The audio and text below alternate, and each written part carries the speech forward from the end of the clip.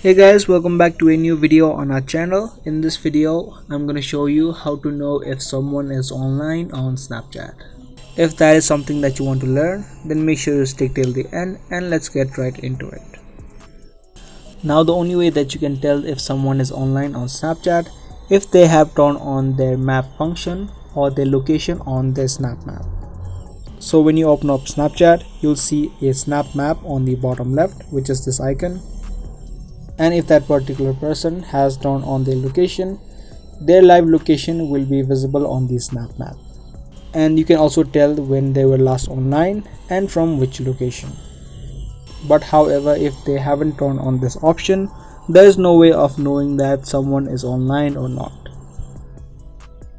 Whenever you send a message on Snapchat and when they open it, you can tell they are online. If they don't open it, there is no other way to tell that if they are online or offline. So the Snap Map is the only reliable thing that you can use to tell if someone is online. So that was the video. I hope you guys liked and found this video helpful. If you did, be sure to subscribe, share and also give this video a thumbs up. I'll be soon back with more interesting videos similar to this. Thanks for watching.